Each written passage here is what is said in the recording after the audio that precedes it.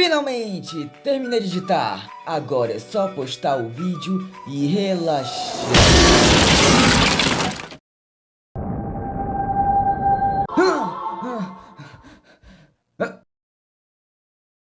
Mas que porra! E aí, beleza? Se você for um fã carteirinha de reserva assim como eu, provavelmente você já assistiu esse filme aqui que tem como foco a Emília. Se por acaso sua resposta for não, não se preocupe, eu tô aqui pra trazer um breve resumo e falar um pouco sobre do que se trata esta coisa aqui, ok? E se tu por acaso já assistiu esse filme e vê o vídeo mesmo assim, pô, eu juro que o vídeo tá bom, ou pelo menos eu vou tentar me esforçar pra que esteja. Mas enfim, chega de enrolation, porque agora tá começando mais um vídeo do Animation. Aí, curtiu minha introdução? Não.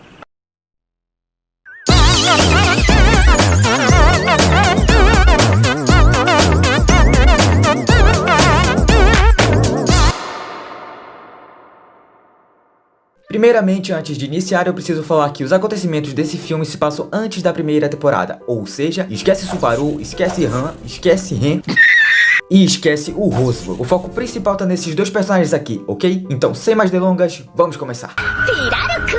O filme se inicia com essa família sendo atacada por esse bicho branco com dentes afiados e tamanho avassalador, com uma sede insaciável pra comer cu de curioso. E quando essas pobres almas inocentes estavam prestes a ir de Vasco, quem aparece? Ela mesma, a nossa heroína, Emília quer dizer, Emília, que já chega jogando mais magias, dando umas altas piruetas e assim então salvando a vida daquela gente. Então, fico feliz que todos estejam bem.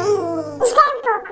Olha os rostos, cabelos prateados. Você é a bruxa! Que? Tá maluca, menina? Eu tenho cara de bruxa por acaso? Bruxas são bem mais assustadoras. Elas têm o nariz longo, pele toda enrugada, fazem poções no caldeirão e eu não tenho nada a ver com isso, sabe? É mesmo? É. Foda! Porra! Que criança mais mal educada. Mas eu digo e repito, não sou uma bruxa. Assim, não sou. Assim, não sou. Assim, não sou. Assim, não sou. Assim, não sou.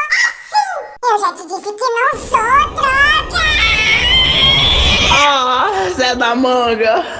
Pois é, a família infelizmente foi conhecer Jesus mais cedo, e a Emília, percebendo que as pessoas sentem medo ao verem a aparência dela, ela passa a usar essa vestimenta que pertencia à criança como forma de esconder a sua verdadeira face e de não esquecer o que ocorreu naquele dia. E toda essa situação chegou nesse resultado pelo fato de que a Emília tem um poder oculto muito forte, mas que infelizmente ela não consegue controlar. E por ela ter sentido essa pressão toda ao ser julgada por se assemelhar com a bruxa da inveja, que foi alguém que fez a desgraça no mundo. Coisas como criar um filme horrível chamado Destino de Júpiter. Mas enfim, a Emília junto com o Puck moram nessa floresta coberta de neve. E além mais um dia normal de sua vida, sai de casa para cobrar impostos do povo que vive nesse local. E eles ficam tão assustados com o valor que ela cobrou que eles simplesmente gelam. Tá bom, parei. Toda essa gente por algum motivo foi congelada, e dentre elas a Emília foi a única que conseguiu se libertar. E assim como ela, eles também são elfos. A rotina da Emília se baseia em cuidar dessas estátuas e do lugar. E quando ela precisa de alguma coisa, como por exemplo comida, ela arranja essas pedrinhas aqui pela floresta e vai até o vilarejo mais próximo. E as pessoas ao redor sempre costumam ver ela com maus olhos, por aquele detalhe que eu disse antes sobre ela ser extremamente parecida com a bruxa da inveja. Mas enfim, apesar desses detalhes, ela tem uma vidinha bem tranquila e o Puck, como um excelente pai, ensina tudo o que precisa ser ensinado. Puck, de onde vem os bebês? Então, Emília, quando um garoto e uma garota se apaixonam, eles se beijam, e com esse beijo se forma um bebê. Sério? É só isso? Claro que é, poxa, confia. Até parece que eu vou contar o que rolou depois disso. Quero só ver a cara de indivíduo quando ela mandar uma dessas.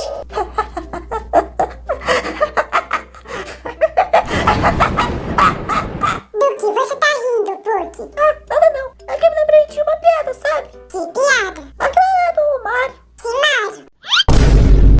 O Puck fala pra Emília que seria melhor se ela saísse da floresta, sabe? Conhecer novos lugares, respirar novos ares. E afirma que não faz bem pra ela viver somente em função de proteger aquele lugar. Ele praticamente fala que a Emília tem que aproveitar melhor a vida. Só que ela não vai muito de acordo com a ideia, e isso é algo compreensível. Todo mundo ao redor dela por uma coisa que ela não tem nada a ver. Fazer o quê? E também é o povo dela, ela simplesmente não pode ir embora como se não fosse nada, não é mesmo?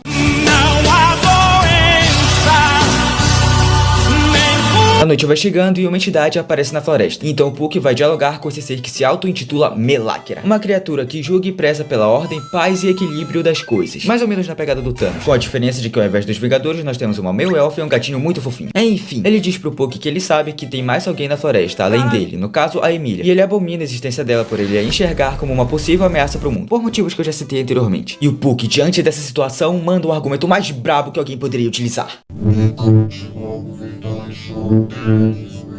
Com minhas próprias mãos. É mesmo? Mas é claro, afinal de contas, eu sou o mediador Meláquera, aquele que pensa pela ordem. A ordem? ordem natural? Sim, a ordem. Cai de boca no meu pau!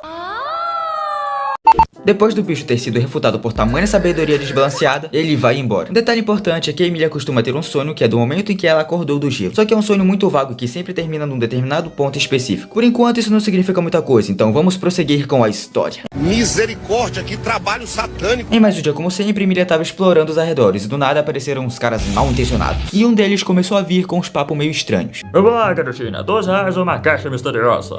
Caramba, são tantas opções. Qual delas será que eu escolho? Bora, menina, que eu não tenho o dia todo. Sabe, eu nunca fui muito boa com escolhas. Então, eu levo os 3. Oxe, como assim 3? Eu só te ofereci 2 coisas. Ué, os 3, os R$2, a caixa misteriosa e a sua vida. Pera aí, como é que é? Bom, o que aconteceu foi que esse mongol aqui quis se vingar da Emília por algo que ocorreu um certo tempo atrás. Então ele trouxe essa jaula pra capturar ela e vender, pra que assim o indivíduo que comprasse pudesse fazer o que quiser com a nossa querida meio-elfa favorita. Só que um outro ser abominável aparece e começa a mandar uma galera de arrasta pra cima, e a Emília começa a ficar com seus poderes ocultos descontrolados, e ela dá uma sugada na criatura e quase mata a rapaziada que sobrou ali. Eu digo quase porque o Puck apareceu na hora e acalmou ela. E ele só não matou aquele bando de arrombado porque a Emília não curte muito a ideia de matar, sabe? Quando ela se levanta depois de ter desacordado, ela vai direto pro vilarejo preocupada se aquele mongol tinha feito algum mal para aquele povo. Chegando lá, o senhor dono de estabelecimento que a Emília costuma ir revela que foi ele que contou sobre a localização dela para que a carreta furacão não machucasse nenhum dos civis. Ouvindo isso, ela decide que não quer envolver mais ninguém nos problemas dela. Então, como uma forma de intimidar o moço, ela tira o capuz e mostra sua verdadeira face. Ei, moço, olha pra mim. Cê tem certeza? Claro que tenho, não se preocupe, meu amor. Tá bom então. Chegando à noite, o Puck conversa com esse velho aqui, que é a chefe desse mongol, fazendo com que ele seja expulso da organização que ele participava. Diante a isso tudo, o mongol sai dali e se depara com uma figura flamejante que faz ele ir de comes e bebes. Adeus, mongol. Você sempre será lembrado por nada, ninguém gosta de ti. Bom, tudo vai indo bem até que quem aparece de novo é o Meláquia, indo com mais questionamentos pra cima do Puck. Só que dessa vez ele mostra sua verdadeira forma. Um cavalo, mas não um cavalo qualquer, e sim um cavalo que pega fogo. Tá aí uma coisa que não se vê todo dia. Mas enfim, ele manda mais um aviso e vai embora. No outro dia, a Emília, em mais uma de suas caminhadas pela floresta, acaba se deparando com um Guiltilol, que é engolido pelo veneno da serpente negra, que faz parte dos 3 grandes majus do mundo de reserva. E sim, só o veneno dessa bodega já é o suficiente pra fazer um belo de um estrago por aí. Rolou uma trocação entre a Emília e o veneno da serpente. Ela consegue congelar o bicho e leva um pedaço pra mostrar pro Puck. Quando eles se encontram, ele revela que a criatura ainda tá viva e de que possivelmente ela já fugiu do gelo que a Emília criou. Logo que a Emília ouve isso, ela percebe que o veneno vai em direção ao vilarejo e matar um monte de inocente. O Puck primeiramente diz pra ela não se envolver com os problemas do vilarejo, só que ela insiste em querer ajudar. O Puck então diz pra deixar tudo na mão dele e que ela não precisa se preocupar. Oi pessoal, agora eu vou imitar o CJ se queimando do GTA Thunder. Quando ele vai procurar pelo veneno, ele se depara novamente com o Meláquera, só que dessa vez ele tem sua paciência esgotada. E assim então rola uma luta entre Puck e Meláquera, e logo de cara a gente percebe que o cavalo não é qualquer um não, o bichinho é poderoso. Mas como a gente sabe, o Puck é alguém que nunca anda desprevenido, então ele logo puxa sua carta na manga. Mas você não tem a menor chance contra mim. Mal sabia que o seu Dr. Fran em todas as redes sociais.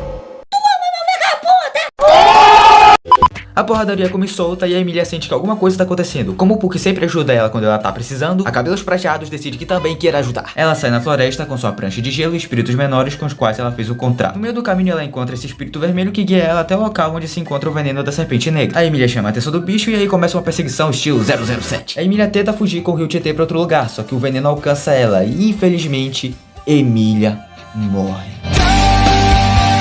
Ó que não, a bichinha é dura na queda. Ela usa o poder de gelo tão forte que faz até nevar no Saara. E assim acabando de vez com o veneno da serpente negra. Só que, assim, vocês se lembram do espírito vermelho? Ele se revela como um inimigo e até mostra a sua verdadeira aparência. E o espírito vermelho que acreditávamos ser um aliado, na verdade é... Tu não tinha morrido, desgraça! Sim, o Mongol tá vivo e fez o contrato com o Meláquera. Ou seja, o cara agora possui um poder que antes ele não tinha. E fala de um detalhe que a Emília não sabia, de que ela é meio elfa. Sim, isso é uma coisa da qual ela não tinha conhecimento. Ouvindo isso, ela começa a questionar ele sobre um monte de coisa, como por que ela tá sozinha no mundo, por que a floresta e as pessoas foram congeladas, por qual motivo ele quer se vingar dela e por que as pessoas odeiam tanto ela. Uma cena realmente bem comovente que mostra o peso dos problemas que ela carrega ao sofrer todo esse preconceito e por desconhecer completamente o seu próprio passado. passado. E o que ela pede é pra ele contar mais sobre ela, já que ela pensa que o Melacra sabe de alguma coisa que envolve o passado dela. Mas infelizmente o Mongol não sabe de nada e ainda por cima matou os espíritos menores. Olha só que arrombado. E quando ele tava prestes a mandar ela de Vasco, o Puck aparece. Sim, o nosso amigo da vizinhança aparece pra salvar o dia. E sem muitos problemas, ele finaliza o Mongol de uma vez por todas. E quando parecia que tudo tava indo bem, a Emília começa a questionar ele sobre o fato dela ser meio elfa. Sim, ele já sabia disso. E quando ele fica tentando se explicar, algo do nada atinge ele. E infelizmente, Puck morre. Zoeira! É claro que o Puck não vai morrer pra um ataque peba desses. Bom, o responsável por isso foi o Melacra, o próprio, só que dessa vez com outros cavalos iguais a ele, prontos pra dar um fim nisso tudo. Só que o Puck, cansado de ver o Melacra fazer a Emília chorar e profanar a existência dela, decide que vai formar um contrato com ela. Sim, é a partir desse momento que começa o contrato entre Puck e Emília. E aqui, meus amigos, que o Puck mostra a sua forma mais poderosa, a besta do fim. Boom, look at him! Quem será que vai ganhar? Puck em sua forma gigante ou Melacra, que também tá em sua forma gigante? Só pode haver um vencedor. E ele não é nada mais, nada menos que... Vai tomar no... Puck. Óbvio, né? Depois da batalha é mostrado o passado em que a Emília conheceu o Puck pela primeira vez depois de sair do gelo. Que é isso, Emília? E os dois têm uma conversa bem bonita, onde o Puck começa a chamar a Emília de Lia, e a Emília diz que ama o Puck como se fosse o pai dela. Eu te amo, Puck. Sério? Eu também te amo. Mas sabe, Lia, com certeza vão haver pessoas que vão te amar e dar a vida por você. Assim como eu. Eu acho que não. Ué, por quê? É impossível existir alguém assim que vai sofrer, arriscar a própria vida e quem sabe até morrer inúmeras vezes só pra me ver feliz. Você realmente acha que alguém assim nunca vai aparecer? Mas é claro, não tem como alguém me amar assim tão loucamente. Então é impossível uma pessoa dessas existir. E assim então, depois de tudo isso, voltamos pro presente, que se passa depois do Festival de Neve. E a gente vê o Subaru, a Ren e a Han terminando os reparos de uma das últimas esculturas de neve. E o Subaru foi quem teve a ideia, depois de ver que a Emília tinha prestado bastante atenção nessa escultura em específico. Só que infelizmente a escultura começa a derreter, então o Subaru finaliza dizendo que não existe neve que não derreta, e de que também não existe gelo que não derreta. E essa é uma frase que deixa a Emília bem feliz, dando a esperança de um dia poder libertar seu povo do gelo. E assim então termina o filme ReZero Frozen Pond. Um filme que foca bem mais na Emília e na relação dela com o Puck. E eu gosto bastante disso, já que a Emília é uma personagem que eu curto pra caramba, mas que infelizmente na primeira temporada é bem apagada. E por conta disso eu sentia que faltava mais um aprofundamento e desenvolvimento pra ela. Coisas que só vieram a aparecer nesse filme e na segunda temporada. Justamente por isso eu gosto desse filme, por ser importante e dar mais peso à história da personagem e criar uma conexão maior com ela. Pelo menos é o que eu acho. Enfim, se você gostou do vídeo, deixa um like, se inscreve no canal, comenta alguma coisa e até a próxima. Finalmente, terminei de editar. Agora é só postar o vídeo e relaxar. Toma essa, otário!